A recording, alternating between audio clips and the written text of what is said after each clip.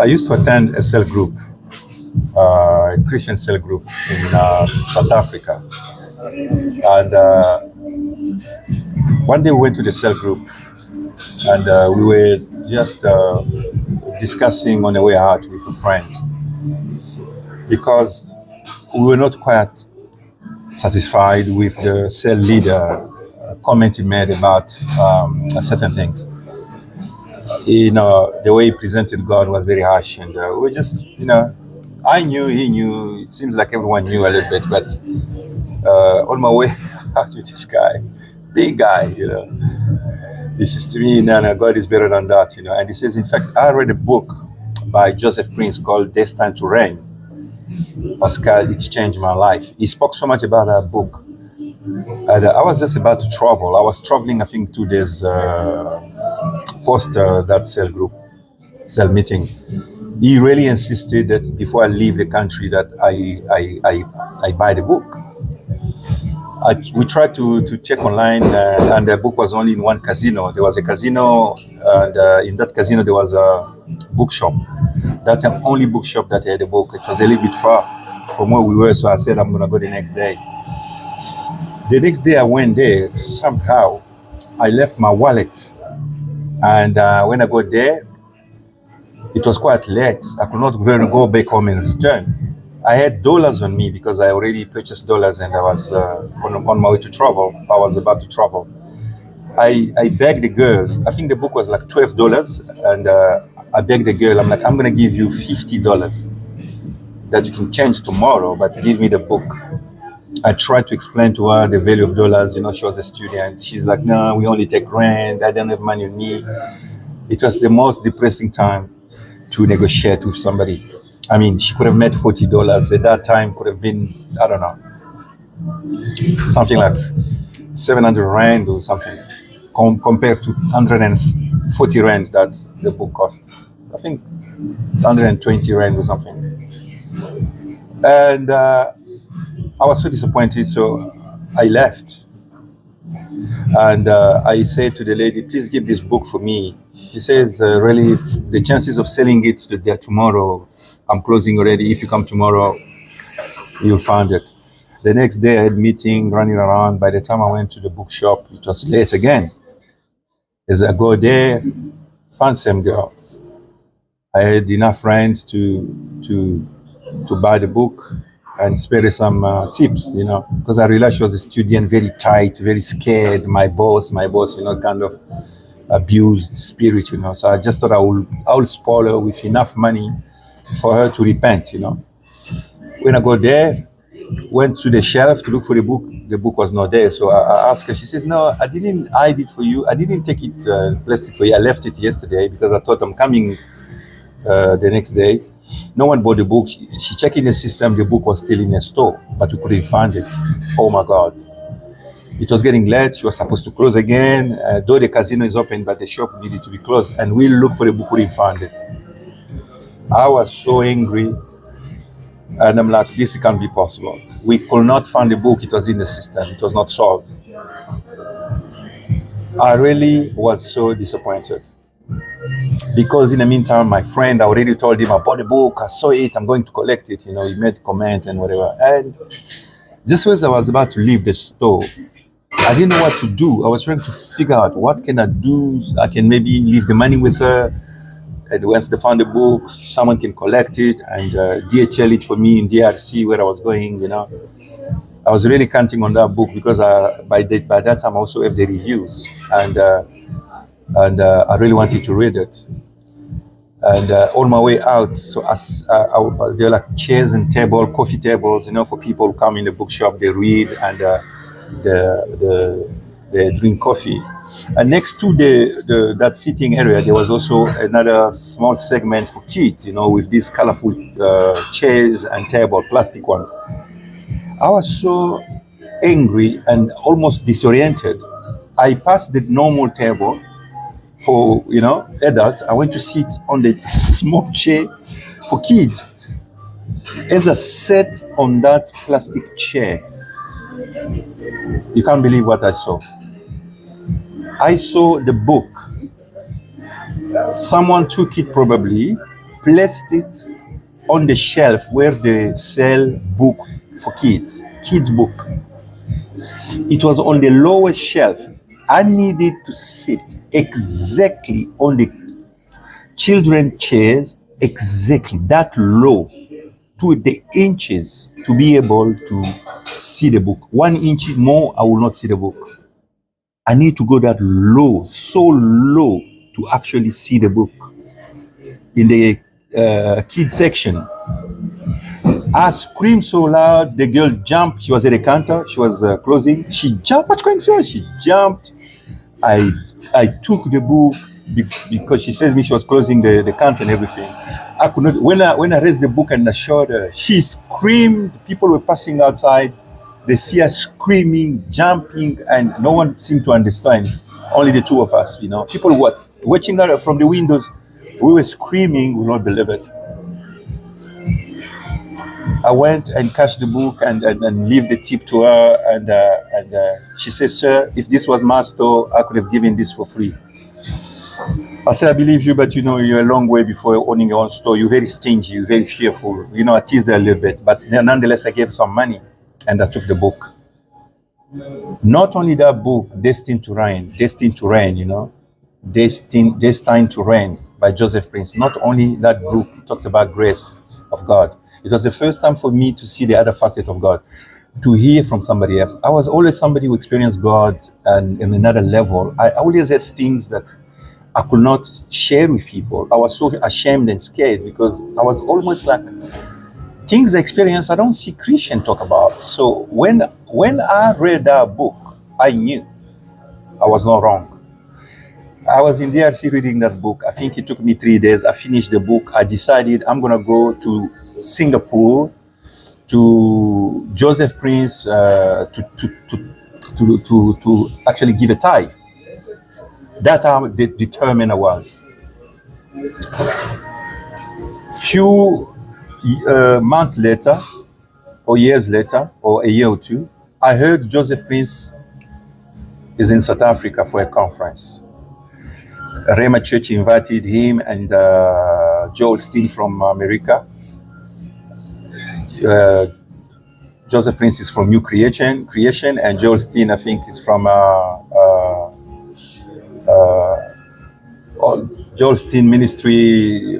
I forget the name, biggest church in America, something, sitting, you know, and something like that. So I wanted to take the book to ask Joshua Macaulay, who's actually a pastor and is a church, his father's church that invited those two guests. I wanted him to give to Joseph Prince to just get an autograph for me and say that that book really changed my life. The time when I met Joshua to suggest to him that, it was a small favor he was going to do for me because we had a very good relationship, we still do. But when I found him, he gave me invitation for the conference, like 6 invitations. They were expensive. They were like 350 rand. So he gave me like $100 invitation for free. Say, give to your family members. So I felt embarrassed to ask for more favor, you know, for my book autograph. I took the invitation. I gave my brothers. We attended the conference. And when I hear Joseph Prince talk about his book now live, that was just affirming. It was amazing. When the conference ended, I took a lady friend to the conference, also invited. I went to Saint Anton to cut my hair. I feel like I need a cut today too. And as I go to the mall, they said the guy who cut my hair was not working that day. So I really got like a little bit, I mean, I was in a short and a jersey, like a t-shirt. I was not really dressed to go in a mall. So I said to the lady, she was with me with commenting about the conference, you know, she was really also in the process of becoming a Christian. So I was like mentoring her, you know, showing her verses in the Bible. So I said to her, let's go in a restaurant where they know me very well, butcher shop, you know, they've seen me there dressing in suit. So if I go in a shirt, I don't really mind. I can't go anywhere else. We went in that butcher shop, we sat down and we had lunch and start talking, reminiscing about the conference and everything. Guess who we saw walking in a butcher shop? Joseph Prince was staying in a hotel called Michelangelo on top of the butcher shop. the building. And he came that day with his whole team to spoil them for the first time since they came for the conference. They never had a chance to go out, and they were flying that day at night. And they just happened to come to the restaurant. When we saw him, she saw him before me. I turned my back. We screamed, we covered our mouth. They went on the table and they sat. And I was so excited, I didn't know what to do. We were talking about Joseph Prince. We were talking about the teaching that he was we just heard about 3 days prayer. So it was so much. As we sat there, I'm trying to figure out what has just happened. We finished our lunch.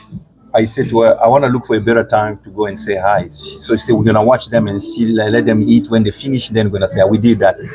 And then I went to the bathroom at one stage just to check the table. As I passed, I saw they were actually finished eating. They were having a drink, and they were supposed to cover probably the bill and go. I just don't know what drew me like. I was going to Joseph Prince. I'm tearing down, and his pastor was facing me. He had his back on me. They told him someone is behind you, so he turned. He saw me. He put his hand on my chest. He started speaking, praying over me without even me saying anything. He just started prophesying things of me and blah, blah, blah. My friend came. She's like, I cannot believe this. He spoke about you. I went to your conference. He's like, really? She said, yeah, he studied the book. She told everything. I'm in tears. I'm hugging the other pastors. And they're all like emotional. Joseph Prince is like telling me stuff that are personal to me, like story like a joke. I told him about the story about the autograph. He says, I'm going to give you better than autograph. We're going to take a picture together. I'm like, yeah, let's do it. We took pictures and everything. By the way, I lost those pictures. I lost the telephone. It was good for me that to happen because I was idolizing the man rather than God. It was a great lesson. I lost that phone and all the photos. So that's just, I throw in that one, And I left that place. My friend accepted Christ. All the resistance she had, she just like, I accept Jesus Christ. This is it. I went home that day. I could not believe it. But the moral of the story, why I bring that story, bringing Joseph Prince in the story, how I met him, is just added value to the story itself. The moral of the story is that book, for me to see it, I needed to see it so low, so down. I needed actually to become a child so that I could actually identify something that was so useful that changed my life completely as a believer until today. My advice to anybody listening to this message, there are certain times in life when you need to go so low to see high. It's almost a metaphor, but it's actually, for me, it was literally done that way. I went so low to see a book that presented God to me, that changed my life as a Christian. I don't struggle with Christianity. I don't chase demon every day. I have a different Christianity. I see God this different way. And I don't argue. People see demon all the time. They have to fight and fast and shake the wigs. And I don't do those things, right? I have a different relationship. And Joseph Prince was just someone God used to actually almost confirm what I already was experiencing, because I didn't know the Bible, I didn't read the Bible, I didn't know the verse, so I didn't know how to sustain my revelation. Joseph Prince confirmed. And I told him that I was supposed to go to Singapore to tie in his church. So I said to him, because I'm not going anymore, because I meet you, so I want to take your bill. Let me at least settle your bill. We had the biggest fight, me and Joseph Prince, in butcher shop. He says, you see these guys, since I brought them in this country, I never took them out for a treat. And all the conference we did, all the blessing is in this street, How can I let you take this bill? Do you know how much blessing is in this? All the work that I've done in South Africa is in this bill. I said, sir, if all the blessing you have and the glory and the anointings we have upon you, you still need more blessing by paying this bill, how much more me, who was a guest to your conference on a free ticket, need that same blessing? I said, don't be selfish, sir. Let me pay this bill. I can't lie to you guys. I didn't have enough money in my country. It was a very troubling time of my life. I was just praying that my card doesn't bounce. I swapped my card. When it went through, no one knew. You know, I did it with such a confidence that, because it was you know, Joseph Prince eating in a butcher shop, 5-star restaurant. You know, they took the best stuff. You know, and I paid that bill. It went through. He says, "You just stole the biggest blessing ever." That was the last time Joseph Prince was in South Africa for any conference, to my knowledge, and I can confirm that. He never went back after that. And I can tell you, I took that blessing, I took that anointing, because I went so low to see a book that he wrote that compelled me to attracted me to him and to his conference, and to receive a blessing, the last he gave in South Africa before he left a few years ago. Now I'm telling you, go low, sit low, not always literally. It's always it's a metaphor to say sometimes you need to really be the last in the queue. You need to take the last dish on the table. You do not know, you know, you do not know. One day I worked in a restaurant and all the buffet was touched. I was in the queue, and just when I was about to pick up, you know, it was in India, in a hotel. When I was, because I wake up very late, they were closing the buffet. When I was just about to pick up everything, the guy said, "Don't touch it." He was bringing actually a new big table with other new food, fresh food, because there was another VIP man was in the restaurant who told them that he's gonna be late, and I had the VIP dish that they kept because I was late, and I was in the queue.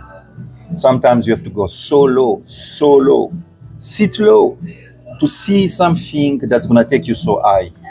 That is the moral of the story. I don't know who's this message is gonna touch, but this is Mr. P again in Moscow, having a good time. If this background music is annoying you, you need to be delivered, because I'm actually enjoying it. God bless you.